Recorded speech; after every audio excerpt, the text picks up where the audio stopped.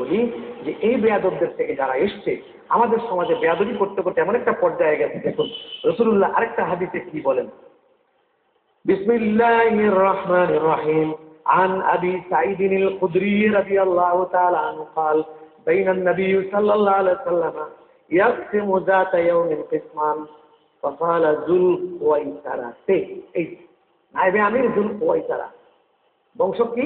রাজুলুম মিন বনি তামিম। فقال ذو الخويصرة رجل من بني تميم, বনু তামিমের একজন লোক যুল খুয়াইসারা নাম। তিনি কি বলছেন, ইয়া রাসূলুল্লাহ আ'দিল, হুজুর ইনসাফ করেন।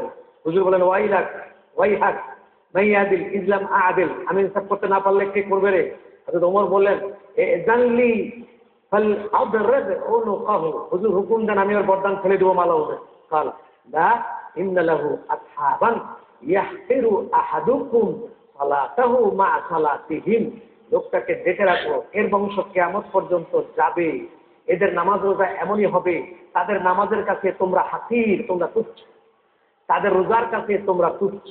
হ্যাঁ, এই যে আহাদুকুম সালাতাহু মা সালাতিহিম ওয়া সিয়ামাহু মা সিয়ামিহিম, তোমাদের রোজা ওদের কাছে তুচ্ছ, তোমাদের নামাজ ওদের কাছে তুচ্ছ। ওরা এত নামাজি হবে, ওরা এত রোজাদার হবে, আমলে ওদের ত্রুটি নাই, আমলে তারা 100% পাকা হবে, কিন্তু ইয়ামরুকুনা মিনাদ দ্বীনে কামরুকিস সামি মিনার রামি, পাখির ভিতর দিয়ে তীর ঢুকে যেমন বেরিয়ে যায়, এরা ইসলামের ভিতর দিয়ে তীর ঢুকে বেরিয়ে যাবে, ইসলাম এদের গায়ে লাগবে না, এরা ইসলামের কেউ না, ইসলাম এদের কেউ না। ইয়ানজুরু ইলা নাফসিহি, তার পিছনে লা ইউজাদু ফি শাইইন সুম্মা ইয়ানজুরু ইলা রিসাফি ফালা ইউজাদু ফি শাইইন সুম্মা ইয়ানজুরু ইলা নাবিহি ফালা ইউজাদু ফি শাইইন সুম্মা ইয়ানজুরু ইলা খুজাবিহি ফালা ইউজাদু ফি শাইইন قد سبق الخطأ قد سبق الحرث والدم يخرجون على حين فرقة من الناس। হুজুর সাল্লাল্লাহু আলাইহি ওয়াসাল্লাম বললেন, শোনো, ফালা ইউজাদু ফি শাইইন, এই যে বেরিয়ে যাবে ভিতর দিয়ে তীর, কিছু লাগবে না তার। এই লোকগুলির আরেকটা নমুনা হুজুর বলেছেন যে তারা হবে কিরকম, রাজুলুন ইহদা ইয়াদাইহি মিসলু সাদিল মারআতি আও মিসলুল বাদাআতি তাদারদারুন, শাসন করবে, মানে লোকগুলো খেয়ে এমন মোটা হবে, নিজের পেট নিতে পারবে, নিজের হাত নিজে চুলকাতে পারবে না, এর মোটা হয়ে যাবে খেয়ে। রাসূলুল্লাহর নাম বিক্রি করে এরা খাবে, খেয়ে এদের পেট মোটা হয়ে যাবে, এদের হাত মোটা হবে, এদের দেহটা হবে ভারী, এবং এদের মাথা নেড়া। আগে বলেছি লুঙ্গি উঁচু করে পড়বে, লম্বা জামা থাকবে, দাড়ি থাকবে, বারবার দাড়ির মধ্যে তেল মারবে, এগুলো তারা করতে থাকবে। সাহাবী বলেন, আমি হুজুরের কাছে নমুনা শুনে, এদের এই দৈহিক বিবরণ শুনে, যখন হযরত আলীর সাথে যুদ্ধ হচ্ছিল তখন আমি ভালো করে চেয়ে দেখলাম বাকি কথা ছোট্ট একটা বিরতির পর দেখলেন যে হযরত আলীর যুদ্ধের সময় তিনি দেখলেন নকতুলিন খারেজি যারা আলীকে রেখে তারা ভাগলো যুদ্ধের ময়দানে, এদের কিন্তু খারেজি হয়, এরা এরকম চুল নেড়া, পেট মোটা। আমি ওই খারেজিদেরকে দেখলাম গিয়ে, তাদের লক্ষণ হুজুর সাল্লাল্লাহু আলাইহি ওয়াসাল্লাম এই যে मखतूलीन में तलाश किया गया तो इस वक्त का एक आदमी ही दिया जो हुजूर नबी আকরাম সাল্লাল্লাহু আলাইহি ওয়াসাল্লাম ने बयान फरमाया। হুজুর যেটা বলেছিলেন ঠিক ওই রকম লক্ষণের লোক পাওয়া গেল হযরত আলীর সঙ্গে যারা বেয়াদবি করে বেরিয়ে গিয়েছে, খারেজি, খারেজিদের তাদের উত্তরসূরি যারা উত্তরাধিকার এখনো যারা খারেজি, তাদেরও কিন্তু এই একই অবস্থা, তারাও কিন্তু এই একই হুজুর সাল্লাল্লাহু আলাইহি ওয়াসাল্লামের শানে বেয়াদবি করে আর খেয়ে খুব মোটা হয়। তো কাজে এটা কোথায় পাবো আমরা? আখরাজাহুল বুখারী ফি কিতাবুত তাওহীদ, বুখারী শরীফে পাবেন আপনি কিতাবুত তাওহীদের মধ্যে। কোন বাব, কোন চ্যাপ্টারে পাবেন? কাউলুল্লাহি আযজা ওয়া জাল্লা তা'রুজুল মালাইকাতু ওয়ার রূহু ইলাইহি, এই বাবের মধ্যে পাবেন। কিতাবুল আম্বিয়ার মধ্যে পাবেন, বুখারী শরীফে কিতাবুল আম্বিয়া, তার মধ্যে পাবেন নবীদের কথা যেখানে আছে সেখানে পাবেন। কোন বাবে পাবেন? কাউলুল্লাহি ওয়া আম্মা আদ ফাহলিকু দারিউন সারসারিন শাদীদাতুন আতিয়াতুন। এরপর আবার আসেন মুসলিম শরীফে পাবেন কিতাবুল যাকাতের মধ্যে বাবু যিকরুল খাওয়ারিজ ওয়া সিফাতিহি, বাবু যিকরুল খাওয়ারিজ ওয়া সিফাতুহু, এই বাবের মধ্যে পাবেন। বুখারী শরীফ, মুসলিম শরীফ কিতাবুল যাকাতের মধ্যে এখানে পাবেন। ফাদলুল খাওয়ারিজ আবু দাউদ শরীফে পাবেন, আবু দাউদ শরীফে কিতাবুস সুন্নাহ অধ্যায়ে পাবেন। বাব কোন চ্যাপ্টারে পাবেন? ফি কিতালিল খাওয়ারিজ, খারেজিদের ধ্বংস করার ব্যাপার, সেখানে পাবেন। নাসাই শরীফে এই হাদিসটি আছে, কোথায় পাবেন? কিতাবুত তাহরিমুদ্দাম, তাহরিমুদ্দাম, রক্ত হারাম, এই অধ্যায়ে পাবেন। এই অধ্যায়ের মধ্যে চ্যাপ্টার কোনটা? হারামুদ্দাম, বাবু শাহরা সাইফুস সুম্মা ওয়াদাউ ফিন্নার, এই বাবের মধ্যে পাবেন। কিতাবুজ যাকাত, তারপরে এই নাসাই শরীফের কিতাবুজ যাকাতের মধ্যে পাবেন বাবু আল মুআল্লাফাতু কুলুবুহুম, এই বাবের মধ্যে পাবেন। সুনানে কুবরার মধ্যে পাবেন, মুসনাদে আহমদ ইবনে হাম্বলের মধ্যে পাবেন, মুসান্নাফে আব্দুর রাজ্জাকের মধ্যে পাবেন। ইমাম বুখারীর দাদা ওস্তাদ মুসান্নাফে আব্দুর রাজ্জাক, সেখানে এই হাদিস আছে। তো কাজেই এগুলোর মধ্যে এই হাদিসটা পাবেন। এখন আসুন আমরা আরেকটি বিষয় চলে যাই। দেখুন, যারা বেয়াদবি করে, এই ধরনের লোক যারা রাসূলুল্লাহর সঙ্গে বেয়াদবি, তাদের বেয়াদবির কথা কোন স্টাইলের হয়, এই কথাগুলি যাদের, তারাই মিলাদ ও কিয়ামকে বেদাত বলে, রসুলকে সালাম দেওয়া বেদাত বলে, হুজুর সাল্লাল্লাহু আলাইহি ওয়াসাল্লামের নূরকে তারা শিরক বলে, হুজুরের ওসিলাকে তারা শিরক বলে, হুজুরের রওজা জিয়ারত করাকে তারা গুনাহগার বলে, এবং জিয়ারত করতে গেলে শিরক হয়, আলেমরা করলে কাফের হবে তারা বলে। তাদের কথাগুলো কি কি এক নজরে দেখুন, তাদের আকীদা দেখুন, তাদের বাদদের আকীদা। নামাজের মধ্যে নবী পাকের খেয়াল, গরু গাধা খেয়ালে ডুবে থাকার চাইতেও খারাপ। নামাজের মধ্যে গরু গাধার খেয়াল আসলে এটা থেকে খারাপ যদি রাসূলুল্লাহর কথা মনে আসে। আশহাদু আন্না মুহাম্মাদান আবদুহু ওয়া রাসূলুহু বলবেন, মুহাম্মদ রাসূলুল্লাহর নাম বলা যাবে নামাজের মধ্যে, খেয়াল আসা যাবে না। কিন্তু আমি তাদেরকে বলতে চাই যে হুজুরকে যত্নের সাথে, আদবের সাথে খেয়াল করার জন্যই, হাজির করার জন্যই, অনুভবে আনার জন্যই নাম দেওয়া হয়েছে। তাহলে অ্যাবসলিউটলি নামাজ আল্লাহর ইবাদত, কেন সেখানে রাসূলুল্লাহর নাম দিল? রাসূলুল্লাহর নাম সেখানে দেবার কোনো যৌক্তিকতা আছে? নেই। এতটুকু তাদের মাথায় ঢোকে না, মেরামতের মধ্যে ঢুকলে কাজ হবে। আগেই তো যেটা ঢুকে আছে, টাকার ঢোকা, এজেন্সি বলে ঢুকবে। এবার আসুন রাসূলুল্লাহ সাল্লাল্লাহু আলাইহি ওয়াসাল্লাম, দেখুন এখানে হাবিবের তাজিম ইহইয়া উলুমুদ্দিনের মধ্যে ইমাম গজালী রাহমাতুল্লাহ আলাইহি দেখেন কি লিখেছেন। সেখানে নামাজের বৈঠকে কলব বা অন্তরে হুজুর সাল্লাল্লাহু আলাইহি সাল্লাম তার পবিত্র দেহাকৃতিকে হাজির করে বলবে, আসসালামু আলাইকা আইয়ুহান নবী ওয়া রাহমাতুল্লাহি ওয়া বারাকাতুহু। আল্লাহর হাবিব তাজিমের সাথে খেয়াল পেশ করে সালাম, নামাজের মধ্যে তাহিয়াতুতে সালাম দেওয়াই হচ্ছে বন্দেগী। ইহইয়া উলুমুদ্দিন প্রথম খণ্ড 99 পৃষ্ঠা পড়ে। তাহলে কি দাঁড়াইলো? বেয়াদবি, কি ধরনের বেয়াদবি তারা করছে? আরেকটা বেয়াদবি কি দেখুন, আমরা ধারাবাহিকভাবে বলবো, আজকে শুধু বলে যাচ্ছি। এখানে হাদিস শরীফে বর্ণনা, চোর ও জিনাকারের ঈমান চুরি ও জিনার সময় পৃথক হয়ে যায়। অর্থাৎ চুরি করার সময় ঈমান থাকে না, ব্যভিচার কাজের সময় ঈমান, অশ্লীল কাজের সময় ঈমান থাকে না। ঠিক তেমনি মাজার শরীফে অবস্থান করে দোয়া করার সময় অধিক পরিমাণ ঈমান ধ্বংস হয়ে যায়, চলে যায়। বলতেছে চুরি করার সময় যেরকম ঈমান থাকে না, জিনা করার সময় ঈমান থাকে না, ঠিক তেমনি যারা জিয়ারত করতে যায় কোনো মাজার শরীফে, ওলি আল্লাহদের মাজার, আম্বিয়াদের মাজার, নবীদের মাজার, মাজার জিয়ারত করতে যায়, তার ঈমান ওরকম চলে যায়। অজ্ঞাত কারণে যারা মাজার জিয়ারত করে তারা তো পাপিষ্ঠ। কোনো আলেম ব্যক্তি যদি মাজার জিয়ারত করে, নিঃসন্দেহে জিয়ারতকারী ব্যক্তি যদি আলেম হয়। কোন কিতাবে কথাগুলো লেখা আছে আমি এখন বলছি, সময় বলে দেবে তখন বলতে হবে, এবং আমি প্রয়োজন হলে যিনি দেখতে চান তাকেই শুধু কেবল বলবো। আসুন, যেহেতু মিডিয়াতে আমরা কথা বলছি, বিষয়গুলো শুধু আপনার জানা প্রয়োজন। যখন প্রয়োজনের পর মনে করবেন এবার আমার জানা প্রয়োজন এরা কারা, কে লিখেছে, তখন আমি। কিন্তু জেনে রাখেন, যারা মিলাদ কিয়ামকে হারাম ঘোষণা করছে, বিদআত বলেছে, রাসূলুল্লাহ সাল্লাল্লাহু আলাইহি ওয়াসাল্লামকে মাটির মানুষ বললে খুশি হয়, রসুলকে ভাই বলেছে যারা, আমার তোমার ভাইয়ের মতো, রসুলকে কবরে মুর্দা বলেছে যারা, তাদের আকীদা কি কি? এই যে দুটা বললাম। কবর জিয়ারত করলে ঈমান থাকে না, চলে যায়।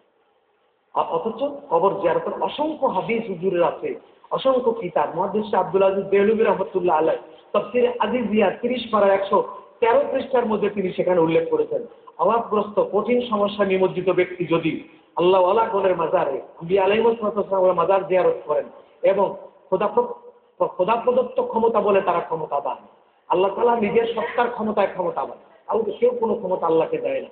আল্লাহর ক্ষমতা আর নবীদের ক্ষমতা বেশ কম, কোন জায়গায়? একটা শব্দের বেশ কম।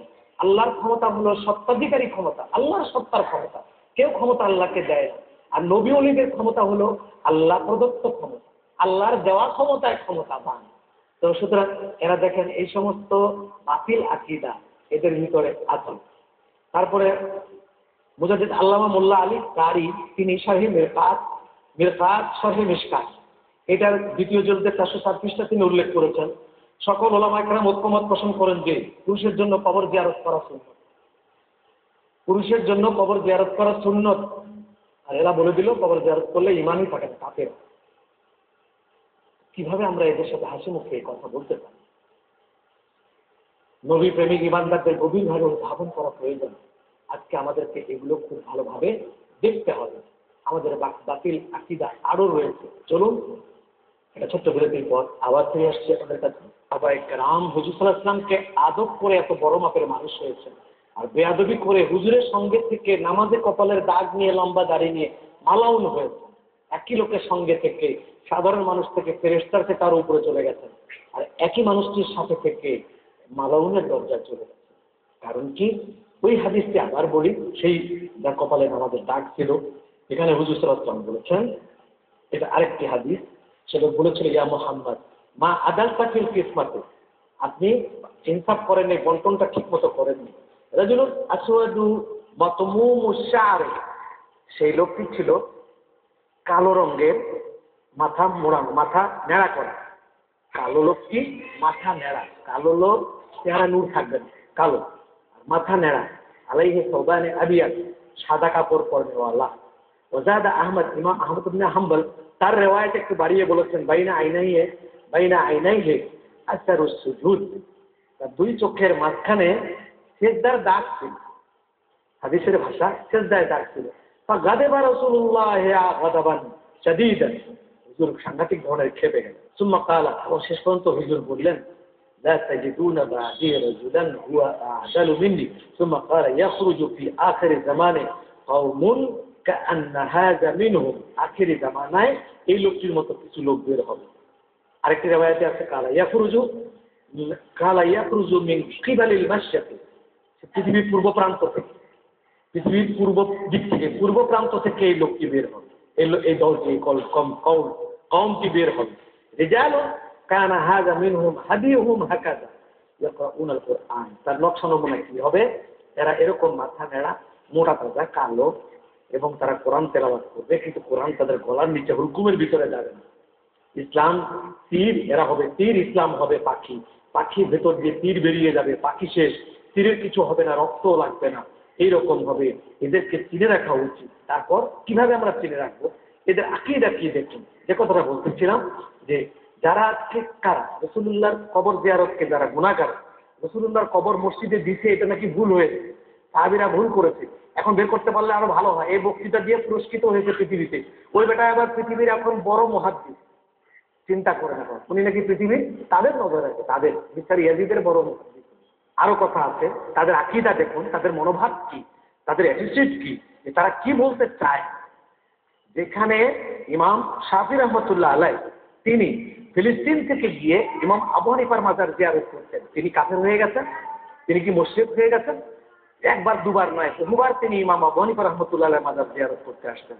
শুধু তাই নয়, তিনি বলেছেন আমি এখানে এসে মনে শান্তি পাই, আমার উপর বরকত, আল্লাহর রহমত হয় এবং বরকত হয়, বরকত লাভ করেন, একথা তিনি নিজে বলেছেন। কোথায় আছে? রদ্দুল মুখতার কিতাবের প্রথম খণ্ড 55 পৃষ্ঠায় এই কথা লেখা আছে। আল্লামা ইবনে আবেদিন শামী কিতাবে লিখেছেন এই কথা। আল্লামা ইবনে আবেদিন শামী কিতাবে এবং রদ্দুল মুখতার কিতাবে 55 পৃষ্ঠায় আছে। ইমাম শাফি, ইমামে আজম আবু হানিফা রাহমাতুল্লাহ আলাইহি থেকে বরকত লাভ করার উদ্দেশ্যে মাজার জিয়ারত করতেন। আরো তারা কি বলেন দেখুন। আউলিয়া একরামগণের কবরে অবস্থান করে জীবিতের ন্যায় উপকার করতে সক্ষম তারা নয়। যদি কবর জিয়ারতে মকসুদ পুরো হতো, এত সবাই মিলে মদিনা শরীফ যেত, এটাও লেখা আছে।